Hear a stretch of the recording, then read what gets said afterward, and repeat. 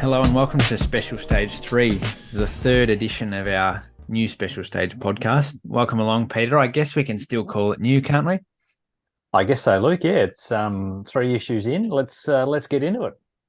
We're just about a month away from the opening rounds of the Australian and New Zealand Rally Championships, and things are getting rolling. Entries are coming in. News is happening about new cars that are changing hands, new liveries, all that kind of stuff. It's a pretty exciting time of year, really, isn't it? It is, yeah. And when we're starting to see, as you say, some of the entry lists coming forward and the entries coming in for these events, a few surprises along the way, which is really good to see. Yeah, for sure. First of all, though, we haven't had a podcast since the unfortunate news has come through about Ronnie Bustard's passing, the runner-up of the Australian Production Cup last year. I'd like to send our thoughts to his family and, yeah, all his good friends, which I'm sure there were plenty because he was a great guy to have around the service park last year. Yeah, it's tragic news and totally unexpected by everyone, obviously. And Ronnie was only 50 years old, and it just brings to life, I guess, the fragility of life and that you take every day as it comes, and you never know what's around the corner. So, as you say, Luke, our condolences and thoughts go out to Ronnie's family and all his friends, and yeah, it's a really tough time. I've just come off an interview with co-driver and M Sport man Malcolm Reed. So he's coming up a little bit later in the podcast. He chats about all things from Malcolm Wilson to Tanak to his role in a service park at the WRC events, which is really exciting. The interview, I'm not exactly sure how long it goes for, but it flew just like that. So it's really exciting, and yeah, he's got some good stories to tell. Most people would remember Malcolm, who's most recently co-driven for Molly Taylor in Australia here. So a guy who's got plenty of experience on both sides of the Tasman. But another great story of a Kiwi who's gone overseas and is working with the World Rally Championship team, a bit like John Kennard did back in the ProDrive days. First of all, though, we'll cover off on a few of the news items that we've seen the last fortnight, a few of the things that we've covered off on our Rally Sport Mag website. Make sure you jump over and subscribe if you haven't already. There's lots of content there for you to get involved with. Rally Retro this weekend in Victoria. We're going to be there. We'll have a stand, a shop, all that kind of stuff. There's going to be some pretty cool cars that are going to be there down in the eastern suburbs of Melbourne. There sure is, and it really doesn't matter whether you're into Group G, Group B, Group A, whatever it might be, Luke. There's going to be some wonderful cars there. Everything from the former Ford Escort works cars from the Australian team through to Datsuns driven by George Fury. There's Neil Bates Celica's. There's a Ford RS200 Group B car. There's a Mick O'Herven World Rally car. So there's something for everybody. And if you're in the area or able to get down there on Saturday, I really recommend it. Yeah, it's going to be a great show. And they do it really well to the HRA. Not only are the cars on display, but a lot of them also run on the track there, don't they?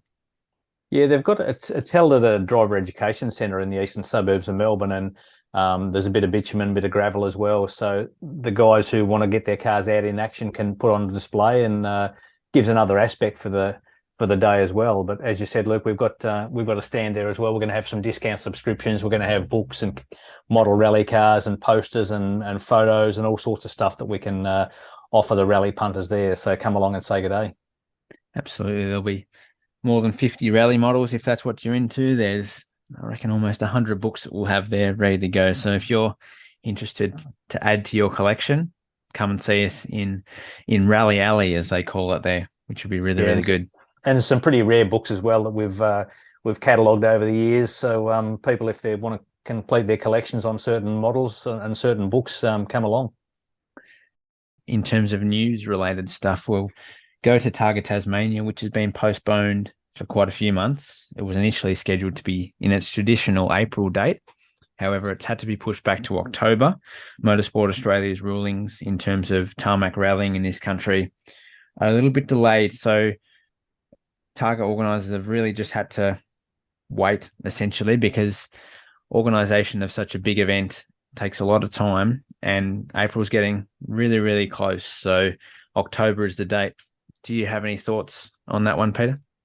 It's a tough one, Luke. And you sort of wonder, this review into tarmac rallying has been going on for quite many months now, and you wonder what the holdup is. Having been involved myself with the Targa media for many years, it is such a massive, massive event. It's a huge business down there in Tasmania, and I really can't imagine the stress going on down to the guys in Tassie on having to postpone till October, and even not knowing yet what format the event's going to take place when it comes back. So difficult times, but I guess the rally community can only sit and wait for that report to come out. That's right. It's hard to know where their next steps lie in terms of what the event will look like, what the tour events will look like. But all we can do as rally people and as rally fans is just wait until the rulings come through. And what will be, will be. Let's hope Targa Tasmania continues on in as close as what could be to its original format and be as safe as possible in the process. Yeah, and I think one of the issues there with Targa too, Luke, is that it's such a different form of rallying to, I guess, traditional gravel rallying. It's a fast event, obviously, but such a different range of cars competing in Targa events, from Lotus Elises and all sorts of stuff right through to Lamborghinis and the like. And I guess, as has been said many times, that Targa attracts often a totally different type of rally competitor than what you would get in the traditional gravel rallies. Many of those competitors are only coming out once or twice a year, so there's a lot of issues to delve through for the panel there to look at. And as I said, it will be interesting to see what recommendations come out of it. On to the all-new Bosch Motorsport Australia Rally Championship. It's a new naming rights sponsor for the National Series this year. It's got less syllables than what the RSCA Safety Motorsport Australia Rally Championship did. So I'm sure Dean Herridge and Jess Dane will be happy about that on the coverage. But it's great to have a company again as naming rights sponsor. Yeah, it is. It's a wonderful story, that one, and congratulations to all the Motorsport Australia and ARC team on securing Bosch as a sponsor. Bosch have been a sponsor of the ARC before, back in, I think, 2011, 2012, about then. So obviously they see the value in what is becoming an even better championship over recent years. So congrats to Adrian Coppin and his team on putting that together. Some entries through as well for the opening round in Launceston. Your reigning champion Lewis Bates has entered, obviously, as is his brother Harry, who's still, we believe, discussing new co-drivers. There's lots of things to happen. There's interesting entries that are going to come in as well. So we're going to keep our ear to the ground as to who's driving what, which co-driver sits with which driver, all that kind of stuff. So there's going to be lots of stuff that comes through about that opening round in Launceston. Yeah, I think one thing to bring up there, Luke, too, is that Troy Dowell, who finished so successfully last year, and I think finished fourth in the ARC after a brilliant year in the Hyundai i20 G4, is actually moving to a Skoda Fabia by the looks, according to the entries that have come in via the Motorsport Australia entry portal. He's going to appear in a Skoda, which I think is pretty sure it's the car that Harry Bates drove at Rally New Zealand last year. So with Troy planning to head over to Europe next year, that's an interesting change from a G4 car into a Skoda. That's right, and it's left-hand drive too, so it'll be a few new things for Troy to have to deal with, but judging on his consistency last year, I think he'll be up for some really, really good results this year. Another guy in a new car is Alex Rullo. Peter, and you spoke to him over the phone, I believe it was last week, about how he's looking forward to those new Hyundais. Yeah, Alex is a young 22-year-old, and obviously he's had some V8 supercar experience with a couple of seasons in the main game. And as Alex explained to me, he got into rallying during the COVID period when pretty much he couldn't travel. So he missed out on a couple of those co-driver opportunities at Sandown and Bathurst and what have you. Jumped into some tarmac events in Western Australia and quickly got onto the gravel as well. And he and his dad, Peter, have got two new Hyundai i20 Rally 2 cars coming. They're due to arrive in the next couple of weeks. And talk about a kid in a candy shop. I mean, Alex is super, super keen to get those cars and get to Tassie. When I spoke to him, it's still a little uncertain as to whether the car will be here in time for Tassie, but they were pretty confident that it was going to be. So he's going to be a really young fast driver to watch this year. And I think by the end of the season, he's going to be well up towards the top 5 in the ARC. Yeah, I totally agree with that because his experience in supercars clearly has him driving at such a high level that he's doing a lot of things to improve his driving, and he just simply understands motorsport and how to get the best out of himself and the car. So once those cars do get here, time in the car will really be so valuable for him. And I think, like you say, he'll definitely be in the top 5. Yeah, and he's got Steve Glennie in the co-driver's seat, and many know that Steve's a former ARC round winner. He's won Targa Tasmania on multiple occasions.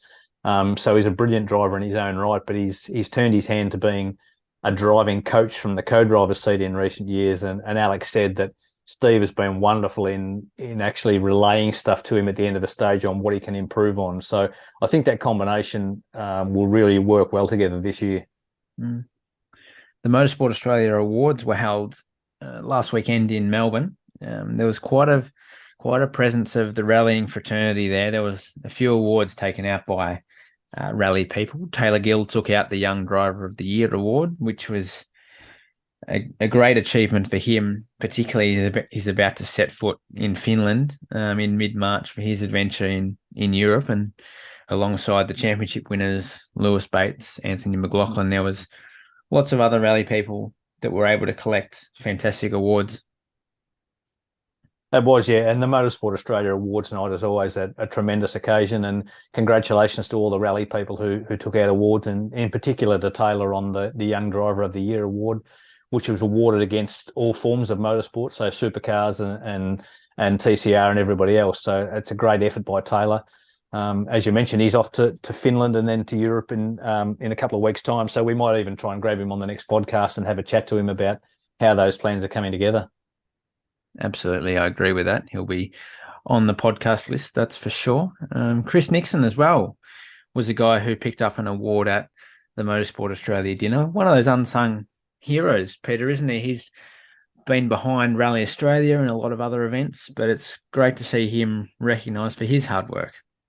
Sure is, and Chris is a fantastic guy. He got the one of the Motorsport Australia Media Service Awards, which are awarded to, I guess, exceptional service in that industry over years. And as you say, Chris has been the media manager for Rally Australia pretty much ever since it's been on the East Coast, with the original event in northern New South Wales and then in Coffs Harbour. And he worked really hard with the WRC to promote Rally Australia. And yeah, let's hope that we can see him back in that role maybe in the future.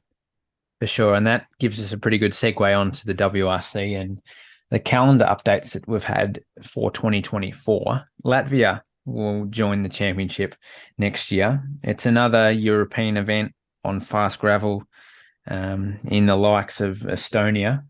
Do you have any thoughts on that one? Yeah, it really came as a shock to me, Luke, and I'm sure it came as a shock to many other people.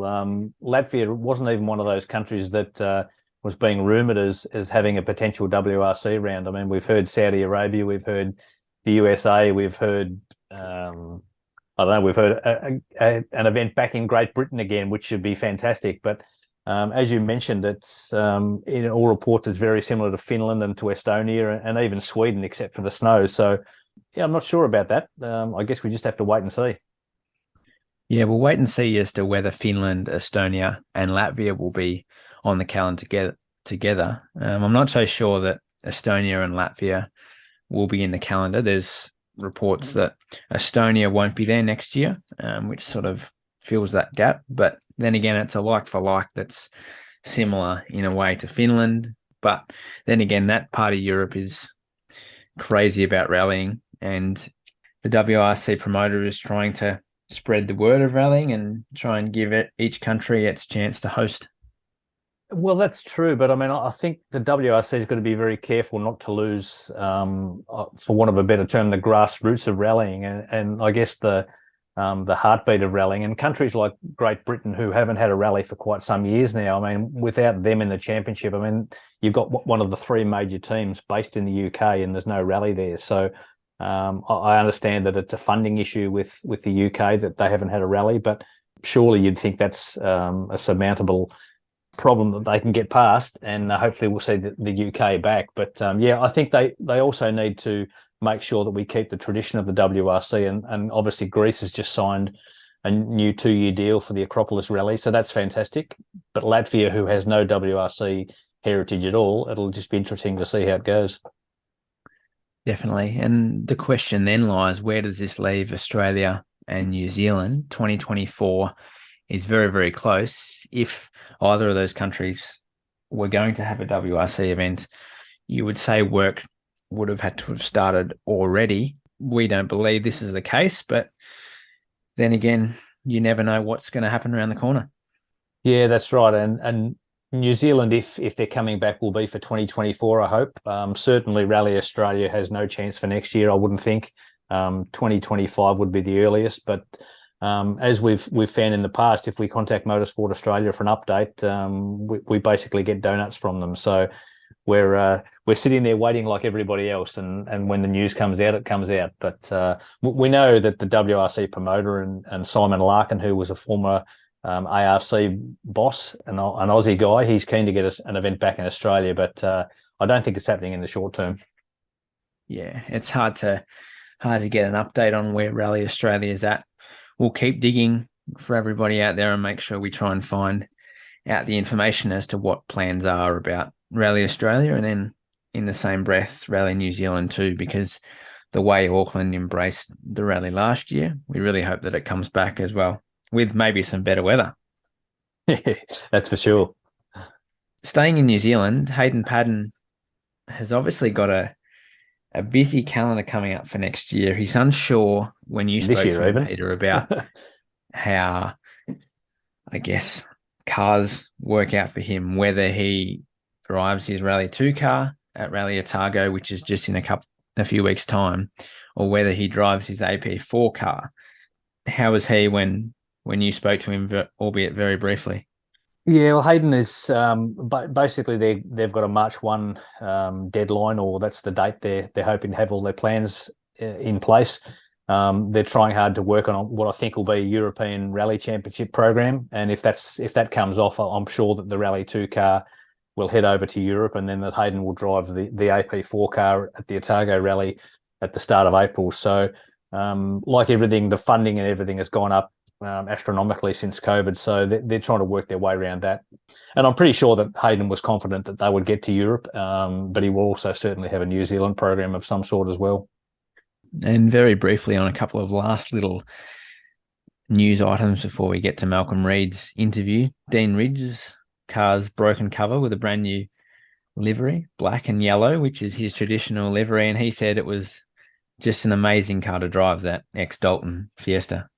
Yeah, I mean, he only drove it briefly last weekend at the test day before they had a couple of small fuel pump issues, but he said it was just insane. And the power off the line and the performance through the suspension and the brakes and everything else was just astronomical. So Dean's going to do the Tari Rally, which was the first round of the AMSAG series on the 4th of March.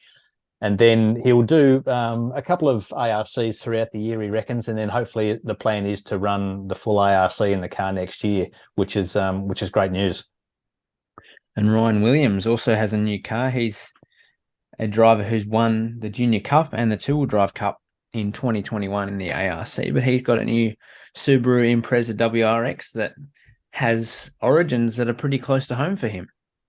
Yeah, yeah. As you alluded to, the Subaru that Ryan has just purchased was built by Dave Ferrin in Queensland and was originally run by Stuart Reid back in the 2004 season.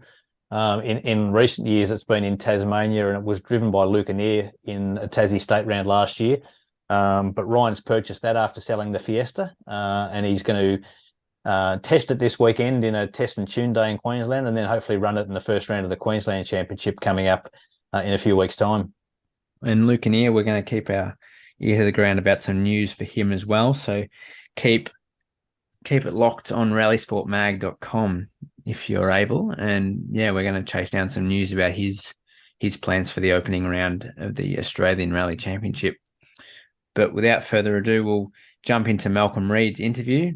Peter, do you have anything else before we jump to the Kiwi who's going around the world? No, just another quick reminder, Luke, a Rally Retro Day this weekend. Come along, say good day, and come and look at all those wonderful rally cars. Great to hear. We hope you enjoy the interview with M Sport man Malcolm Reed. He tells some good stories about how he's going overseas and what the plans are for the rest of the season. Thanks again for your time. Really appreciate it, Peter. We'll speak to you soon. See you soon, Luke. Kiwi Globetrotter Malcolm Reed, welcome along to the Special Stage podcast. I hope you're well, mate. Where are you in the world? Currently, right now, I'm sitting in my flat here in the UK, which is located about 15 miles from M Sport. Yeah. So from me daily. So yeah, it's night time over here, and obviously early morning there in Australia. Obviously, just back from a busy day working at Dovenby Hall, I'd say. It's the home of M Sport. Can you enlighten me a bit about your role with M Sport and what you do, I guess, from a day-to-day basis? So my role at M Sport is the recce coordinator or recce manager, whatever you'd like to refer to it as. Basically, I'm in charge of a fleet of vehicles that are used in reconnaissance. We've got 13 in total, and basically I'm in charge of making sure that the cars are all up to working order.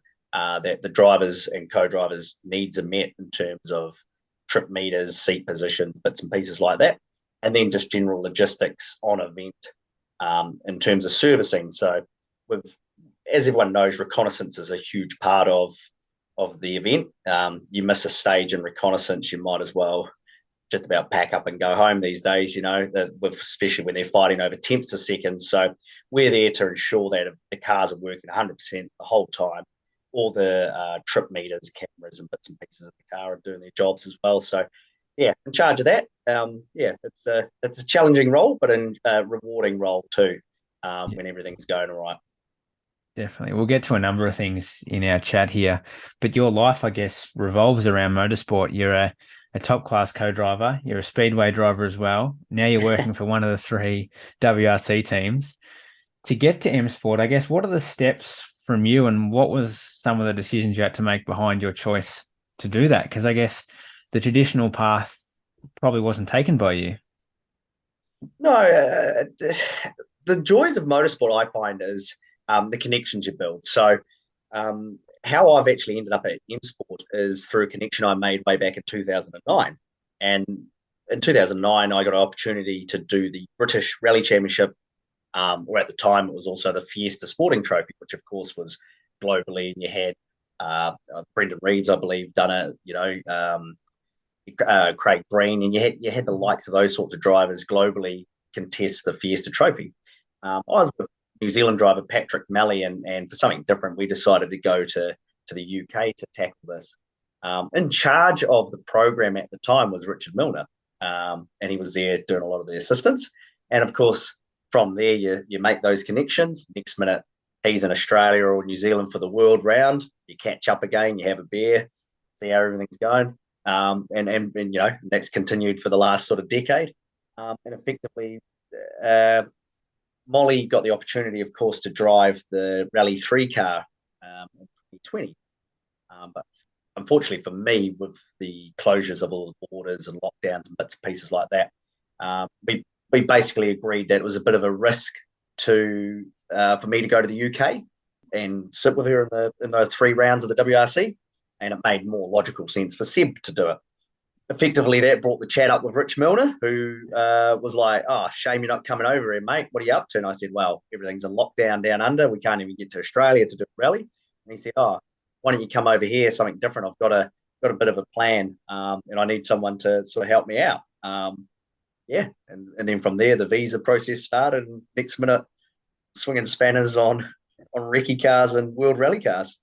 Amazing how it happened, isn't it? I guess it's a huge decision for you to pack up and move from New Zealand. You mentioned that with COVID and stuff, you couldn't, I guess, co-drive in Australia. You couldn't do a few things that you wanted to. I guess was the decision solely based around the freedoms that were over there at that time? Yeah, yes and no. Certainly, it's difficult to go from such an intense program because in 2018 and 19, things were going very well. Of course, I had the Australian Targa Championship with Paul Stokel. We had the Australian Rally Championship with Molly and the Subaru team. I then had Mike Young in the Asia Pacific Series. and Cusco. So, let alone New Zealand Rally Championship with Dylan Turner. So, pretty much every second or third weekend you were doing an event or traveling, and you get quite accustomed to that lifestyle, and the thrill of it. And of course, when it suddenly stops, you've got to make a few tough decisions. And yeah, and one of them for me was, no, I did want that passion again of the motorsport life. A standard workshop wasn't quite for me, doing oil changes on Mazda Demios. So it was like, no, I want to venture out here. And yeah, Richard certainly, when he dangled that carrot and said, well, how about this as an idea? Yeah, I was like, oh, that seems actually quite appealing. And it was a fresh new challenge, the World Championships, where, we're privileged down under to get it every couple of years. So we don't get to be that involved. So an opportunity to be well involved in it, I certainly grabbed it with both hands. I'm of the impression that you did some work with Hayden in the WRC at some point. Was that correct? Am I correct Yeah, in so saying that was 2014 when he first got a program. And same thing, basically, John wasn't available at certain times. So I jumped in for the odd event and testing with Hayden. And as Hayden does, he does help a lot of younger people at the time. So he's helped me in that sense, and he's helped a few others along the way as well, with his scholarships and bits and pieces. So same thing, got a taste of it then. And luckily, at the same time, I was doing a lot with Mike Young in the Asia Pacific. So that certainly kept me busy. But yeah, it's in Europe, it's a very different scene. We see all country names when we're down under, Rally Finland, France, Spain. But literally here in Europe, it's a 2-hour flight. It takes longer to go from Sydney to Perth than it does to go from Manchester to Athens for the Greece Rally. It's and that's still actually quite hard to fathom sometimes. pretty crazy. And I guess the WRC adventure started there for you, and now you're with M Sport full time. Was it Safari Rally Kenya? I think that was the first event that you were on. Was that right? Yeah, correct. So I was meant to have started the 2022 season right at the start, but thanks to Brexit, it slowed a lot of the visa process down. So there was actually more loopholes for M Sport to go through getting a Kiwi. And believe it or not, we're part of the Commonwealth, so you'd think it would be straightforward. But from their end, due to Brexit, they've got to prove why they needed basically an outsider to come and do this role. So that threw a few challenges in the mix, but we've managed to overcome that. And yeah, Kenya was certainly quite a big event to start on. I think we had 5 Pumas there, so straight onto working on a world car, which with the modern technology and the hybrid and all that was baffling enough, let alone actually, hold on, we've actually got to fix the car here. And it's been a while since I'd swung spanners in a 20-minute or 45-minute service. And I guess the cultural experience as well in Kenya would have been something amazing. I guess, first of all, you're doing the recce stuff and it's over a long period of time. And in terms of kilometers, you would have spent a lot of time in the car. The reconnaissance in Safari wasn't too bad in the sense of actual work. Like, you think it's a brutal event and it's tough on the cars. I think it's actually tougher on the drivers. The cars are all designed to take impacts and bits and pieces, and the recce cars are pretty robust. I mean, they've got Rigers in them, so they're not they're not your standard sort of road cars or anything like that. So they are quite beefed up. But one thing was bending on them quite often was steering arms. So the drivers are coming in with the steering slightly bent, bits and pieces like that. So I think over the 3 days of reconnaissance, we ended up changing about 12 steering arms. So that shows you just how easily bits and pieces can go wrong and how quickly you've got to sort stuff. So it's brutal on the cars, but the actual event was almost more brutal on the drivers. It's hot, dusty, it's and just quite physical in that sense. Yeah, I can imagine. And I guess the opposite to that is your home, Rally New Zealand, which you did a little bit later in that year. I saw you a couple of times there and you're a busy man going left, right, centre. I'm sure you're like that at all events. And I guess there was more people than just me who were wanting to have a chat with you about how things were going. Was it nice to be home in those early stages of the M Sport role? It was kind of a little bit to be honest, it was actually quite weird because I'd done by that point, I think it was about the sixth round I was up to. So it was weird in the sense of I was at home for work, but it was a real strange place. It was like I'm at home, but I'm actually working. So to begin with, it actually just felt like another place, or another event. It was quite a familiar event. And then of course, as you're seeing people, it's like, oh, there's such and such, but it's like I kind of can't stop because we're changing a damper on Craig's car. So well, I've got to slide back under and do my job. So yeah, it was interesting from that dynamic, and it was kind of, yeah, didn't quite get to fully enjoy catching up with everyone because you were there for work as well. So as nice as it was to be back home, the job is very important, very not stressful. Just it's everything's got to be right. So you concentrate on making sure it's right, which unfortunately meant you couldn't stand there and wave to everyone and have a chin wag. Yeah, of course. Did you show some of the M Sport boys the way of life in New Zealand with a party or two, perhaps? I guess it wasn't the greatest event in terms of a party, but I'm sure you would have done so at some point. Yeah, the the boys found a bar, and naturally we seem to, being a British team, they've got a good uh, they've got a good knack for finding an Irish pub wherever we are in the world. They managed to find there on the Auckland waterfront there, Danny Doolan's, Yep. and that basically became the home for the week for most of us. So yeah, you're finishing the service park at 10 o'clock and being down there on the viaduct. Oh, what's that? We've got to walk past the pub. So yeah, the Irish boys, because they're a long way from home, they found their own home there at Danny Doolan's. It's quite entertaining. But, Fantastic. they certainly enjoyed it. The only thing they didn't enjoy was the rain. A lot of them were like, we could have stayed in Wales if we wanted to get bloody, soaking wet the whole time. It was an amazing event how wet it was. We've covered off on some early bases here. Now I just want to go into a bit more of your role with M Sport itself in terms of on event. You're obviously traveling to all the events, working on the recce cars, the Rally1 cars. I guess at Rally Sweden, what do you do when the cars come into service? Let's say it's Oit's car or it's Pierre Louis' car, comes into I guess, a regular midday or end of day service. What is your role when the car comes in? So this year, for example, for Sweden, I was actually on Rally 2. So Mhm. I've moved on to Rally 2 because it gives me a little bit more flexibility with my Sure. reconnaissance stuff. Yeah. But for example, I'll use last year as a bit of an example. So, and the process is still very similar on Rally 2. But basically, everyone is assigned, there's a work list we have at M Sport, and every car is assigned its engineer. A number one on that car. So basically, the number one is in charge of everything mechanical, and he discusses things with the engineer. He will then come back to the car and say, right, we're doing front ride height spaces, we're doing a rear roll bar change, and you have like a little meeting, basically with the people working on that car. At manufacturer level, of course, you've got to wear the armbands, and it's a restricted amount. So this year, with M Sport having two manufacturer cars, we're allowed 8 total. So effectively, the four people from Pierre's car will come over and help and assist the four people on Hoyt's car, and Mhm. vice versa.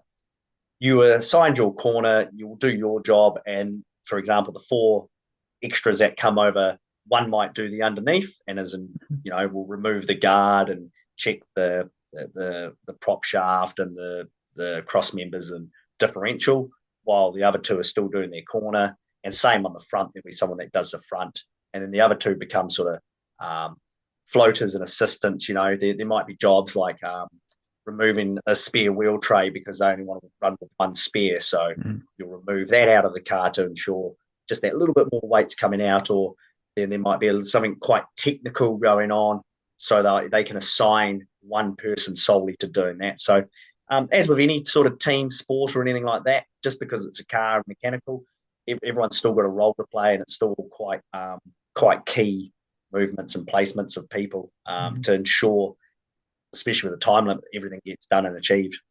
I'm no mechanic, but I guess you're moving from whatever you're working on back in New Zealand. I guess you said you hadn't swung spanners for a while, then going to a Yeah. Rally One car.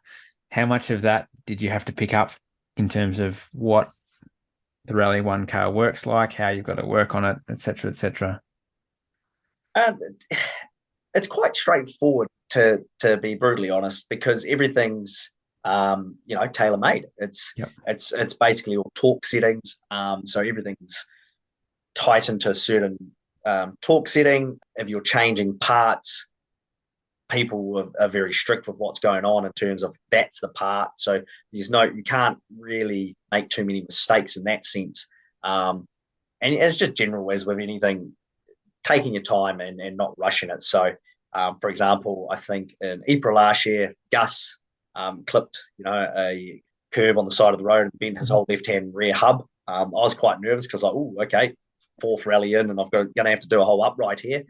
But then in my head, it was like, right, it's just the usual story, caliper off, and that everything was very straightforward. We pretty much had the whole new upright built before the car even came in. So it was effectively only about 6 bolts to undo to then put this whole new upright on.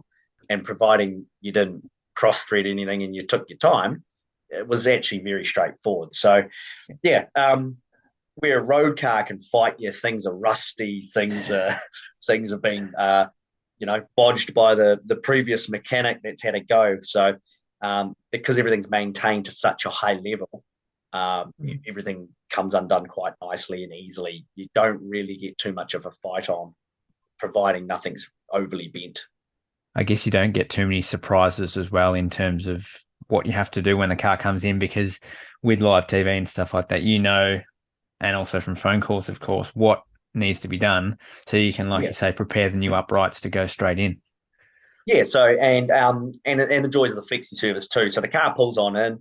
You're not allowed to touch it, but you certainly can stand there and look from a good metre and a half back and go, okay, that wheel's not straight. Right, first thing we'll do when we get in the air is have a look at what's going on there. Probably be to toe arm. And the guys I'm working with are, they're pure experts. They've been doing it, some of them for over 20 years. So they've pretty much seen every scenario you can see. And they guide you very well in terms of what you need to do. And even in terms of, as I said, you've got the 8 people armbanded to work on that manufacturer car. Standing around the outer of the service is more engineers and technical staff as well. So, for example, we have a gearbox specialist, which is normally Gail, and she's standing right there. So when you drain the diff, slide the diff oil out to her, for example, she can straight away advise you if you've got an issue or not. So that's her domain. So she's not touching the car because she's not allowed to work on it unless she's got the armband, but she's right there to assist and go, that looks fine, pal. Or she might go, it's a bit silvery. And she'll then discuss with the engineer, depending on timings and bits and pieces, hey, we might have to do a diff change here. And same with sub-assemblies, if you've got a bit of play on an arm or something, you can sort of look and go, there's a bit of play starting there. And you can turn your head over your shoulder and go, hey, what do you think about that? And they can visually go, that looks fine or not. So the car's surrounded by people from departments, electrical as well, all there ready to assist or tap in. So, if it's a point where they need to jump in and have a good look, you'll rip your armband off, chuck it to them, they slide under the car, and for that 30 seconds they can assist, and I go, yeah, now start changing it, I'll go get another one. So it's a very team effort. Yeah, absolutely. On to Rally Sweden. It was your first win as part of M Sport, and I guess it's a change from last year, which was a tough year for the team. Now they're back winning. Tanak and Pierre-Louis Loubet are obviously the 2 drivers. Are you dealing with them at a service? How are you interacting with them? And I guess what your communications with those guys? In a service, you're pretty much standing on your corner, standing to attention, basically. And you'll be pretty relaxed, but once that car turns up, the go time for the service starting within the flexi period can happen very quickly. You might get only a 5-minute window. Yep, we're starting in 5.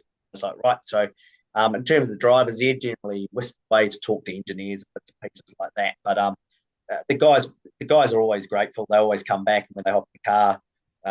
Thanks everyone, and or at the end of the day service.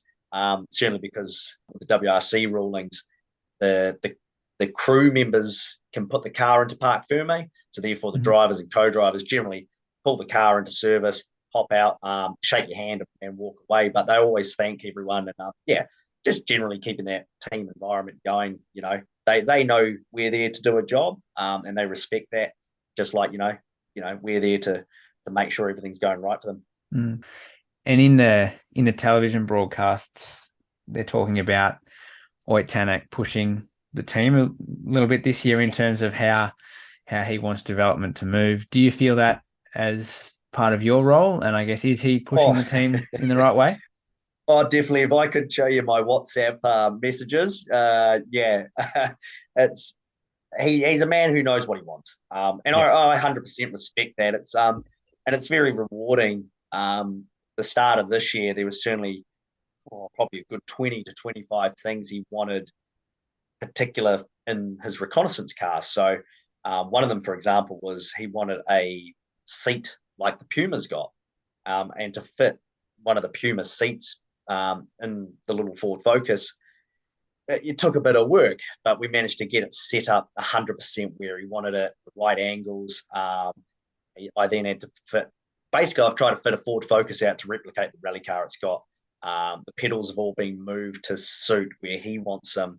That involved shifting the brake away from the throttle, lifting the throttle, putting a Puma steering wheel at the right spacing away, so it's the same arm length as the rally car. So there's been a hell of a lot of work, and for now, after Sweden, I think there was only about 4 little bits and pieces between him and Martin want changed. I felt very satisfied that we're on the right track and trying to make everything perfect for him, because at the end of the day, as he's said on the podium there, when he wins, the team's winning. So the whole team does feel it. We do feel the vibe of we've got to get it right, but of course, winning Sweden there instantly makes all that hard work worth it. It's that is then feeling that pressure come to fruition. That's right. And in terms of development and testing, are you on tests as well with Oit and perhaps Pierre-Louis as well? Yeah, so the joys have probably been a single Kiwi over here. Yeah. They've sort of like, oh, what are you up to? So they know I haven't got a wife and kids to race home to over here. Yeah. I've been thrown in the deep end this year as well. I shouldn't say deep end; it's quite enjoyable, but yeah, basically doing the testing as well. So the first test now that I've got my recce cars all pretty much underway for the season.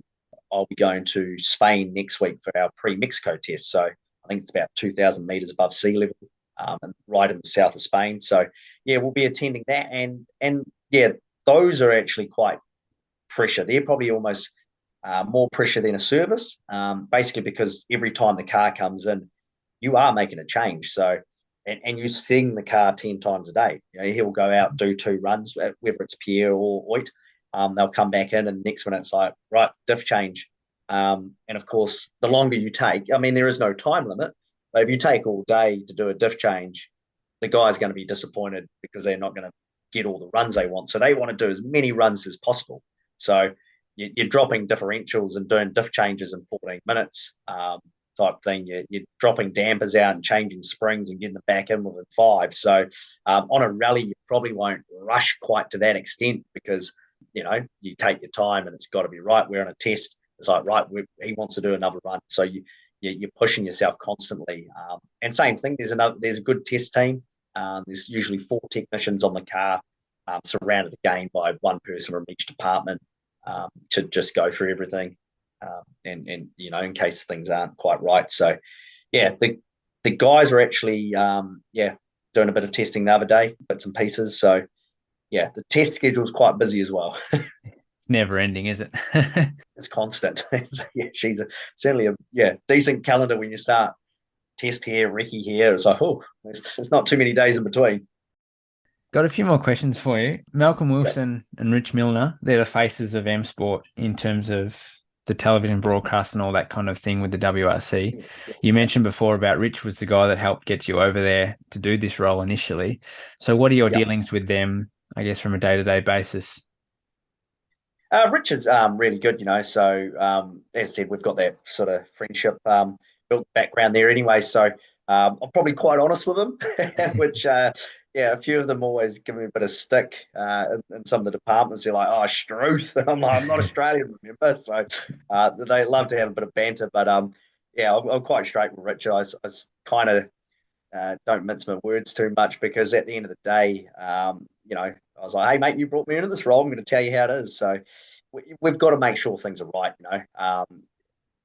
As we were discussing before with reconnaissance and stuff like that. If it's not right and Oit's not happy or the car's not running properly, I think if you look back to 2020, his first year there with Hyundai, that big crash he had in Monty, he put down to missing a bump in recce. So, if he's having to lift off because the car's not doing its job right in reconnaissance, and he's having to lift off and misses bumps and bits and pieces like that, then the flow-on effect is huge. It can be a bump that throws him off the road. So he's got to be able to drive that stage within, of course, the FIA speed limit that they set for reconnaissance. But he's got to be able to drive it to the maximum he can. Both him and Pierre, and basically all the drivers I have to look after. Because at the end of the day, yeah, it's the car that's on the line. You know, and the result. But yeah, dealing with Rich, he's good. Malcolm certainly floats about.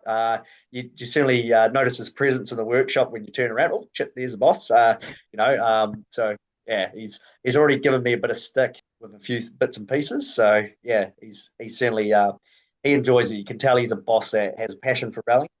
He comes down, he stands around with the guys, has a good chin wag. He's certainly not just hiding up in his office.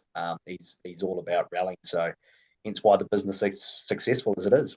Absolutely. And you mentioned before that this year you're working on events with the Rally 2 cars. In saying that, its performance has come under a bit of pressure of recent times. Perhaps the Hyundai and the Skoda are faster. I guess the jury's out. Is there work happening to get that car back to the top? Yeah, so this year the bit of plan with Rally 2 to try to get a little bit more knowledge with everything and bring it up to speed, hopefully. And that's why we've got Adrian Formo and Gregory Munster, of course, doing the WRC2 program. So last year we had Yari on certainly, a limited program, but this year is quite a full assault.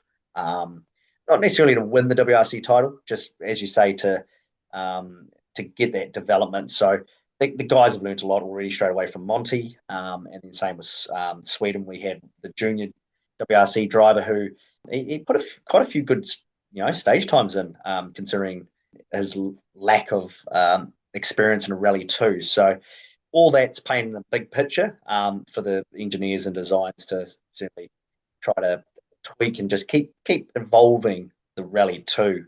It's a fairly successful car in the sense of it doesn't really have any failures, but we've just got to get a bit more speed out of it, which certainly trying to do. And Mexico's the next one for those guys in the Rally 2 car as well. I would imagine you're heading over. Yes, When are so you yeah, making the trip over? yeah, the big old trip. I think we go there on the 10th of March. So yeah, that's a Friday. We fly out and basically straight away into unloading containers on the Saturday and set up. So for that event, I've got 5 reconnaissance cars plus a spare. So all 6 cars that are in the containers that are packed will be coming out, getting the rally tires put on them, getting prepped with cameras and seats set up and bits and pieces like that. And yeah, it'll be a full attack on the Mexico Rally, which from the sounds of it is quite an enjoyable event. A lot of the guys say, "Oh, you're going to love it." They don't think I'll like the recce part too much. Apparently, it's quite hard on the cars, but they certainly say in terms of the town that it's in and Leon there and bits and pieces like that, it's certainly a very colourful and festival type city to be in. So yeah, looking forward to it. At least you're used to the long flights in terms of Yeah. going all the way to Mexico. Are those recce cars and rally cars on the way yet, or are they still being worked on in the UK? So they've already left.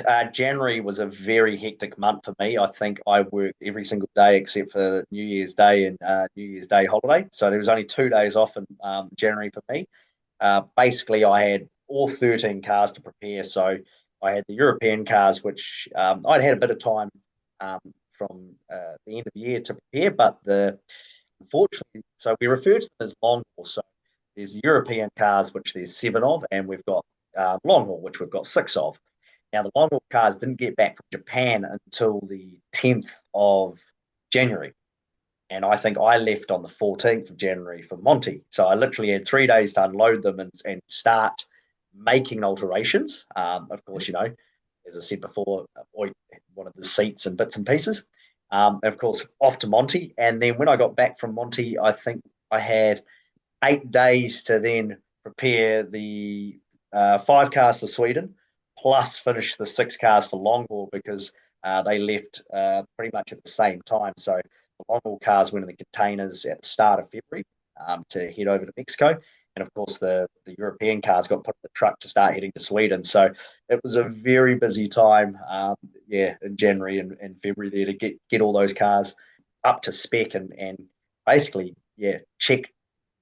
Because when you put them in long haul, we can't go making too many alterations and there's limited spares you're taking. You kind of got to try to get the majority done then and there. You can always fit brake pads and take those in air freight bits and pieces like that. But taking a whole engine block, for example, would be a major. So there was a lot of work in terms of making sure all the major components of the vehicle were good, and then chucking them in those containers and sending them on their way. And going to Mexico, you're sort of on the right side of the world to take a trip home. Are you going to jump across to New Zealand from Mexico after the event? Yeah, we've kind of come halfway around, isn't it? So, I am actually. So I have the funny thing is the workshop manager Stu, who's he's very good. He's enjoy a good laugh with him as well. But basically, Stu came up to me at the start of the year and went, "You've got a fair few holidays. So naturally, with any job, you've got your annual leave." He goes, "You've still got 3/4 of it left." So I think I had about 16 days holiday. And between now and May, there's not a lot of opportunities to take them. So there is a decent gap between Mexico and Croatia. And with the long haul cars, of course, you can't do much to those. You only get at the event to work on them. The Monday morning after the rally, they're gone. They're going to be starting to head to Kenya. So, and then the European cars, luckily we've got a bit of time now. So it was a perfect opportunity to take a holiday, which kind of taken a bit of you could call it moonlighting almost. So I'm coming to your land first. I'm coming to Australia first, heading to Tassie. Very much enjoy Tassie. I won't say too much because I'm not sure if the drivers told a few people yet, but heading to Tassie and then of course heading across the ditch to Otago. I mean, it's convenient. It's like they made the calendar for me. So Yeah. got the 2 events there back to back. So it'll be good to come home and probably a little less pressure, something like that. An ARC round, an NZRC round, we'll probably be able to actually catch up and have a few chats with a few people. Yeah, that's right. And I guess as well, you're going to Tasmania, you say you like the event, and Otago as well. It's a great event. So they're two that are really, really good events. Yeah, and it's been a while too since I've actually worn a helmet. So I think it was Otago last year actually. So I've rallied every year since 2004. So I wasn't going to miss this year. So we'll chuck a helmet on and go back doing what I used to do, I should say. Fantastic. I look forward to finding out who that driver is for Rally1 session as well. So we'll keep on you about that one. Yeah. No, I don't know if it's too much of a secret, but Yeah. I'll let him spill the beans. Fantastic. One last question for you. Do you have any recommendations for anybody wanting to go over to Europe and do the WRC, whether it be in your type of role, whether it be as might be a co-driver, it might be working in admin in a WRC team. Do you have any comments or recommendations for someone like that? An open mind, basically. To be fair, the first couple of months here, I struggled a little bit. Like England, you wouldn't think it's too different from down under, but it still is quite a different culture. Yeah, it's an English speaking country, but as they take the mickey out of Australians and Kiwis for being different, or that there's certainly some things I look at sideways. So have a very open mind at whatever role you're looking at. That we do things a bit different down under. So you'll get over here and be like, oh, hold on, why have I got to do that? So but in terms of a path, there's certainly definitely pathways over here. they do laugh at. I suppose Kiwis and Australians are quite. We get quite stuck in. So there's been times where I've jumped on a forklift and moved something, and they'll look at me and go, "Have you got a forklift license?" I was like, "It's got pedals and a steering wheel, mate." So that sort of attitude of like, "Yeah, wait, right, mate, we'll get on with it." They certainly have a quite a, "Oh no, you can't do that. You have to be licensed," or they'll stick to their roles. They're quite the British quite strict like that. Where I think from down under we'll give anything a bit of a go. So they do like that. They'll appreciate that you'll crack on into things. So yeah, even if it's in an admin, there's been people that have come and gone through M Sport and teams that I know of that are from down under and have gone on to be quite successful. Look at John Kennard, he ran the Pro Drive team there for quite a while in the 90s. So yeah, there's definitely avenues. Just have an open mind and grab it with both hands and and just see where it takes you. Great to hear. Thanks for your time, Malcolm. It's been really good to catch up. I've learnt quite a lot over this last half an hour or whatever we've been talking for. It's gone pretty fast, but really appreciate you jumping on and taking some time out of the schedule. And yeah, looking forward to seeing your head in the corner of a camera shot somewhere in Mexico in a few weeks' time. It'll probably just be my feet hanging out from under the car as I'm probably changing a diff or something. So you're like, is that his feet? Great stuff. Thanks so much for your time, mate. Really appreciate it. Oh, brilliant. Cheers, mate. It was good to hear an Aussie accent for a change too. Fantastic. Speak to you soon. Cheers, mate.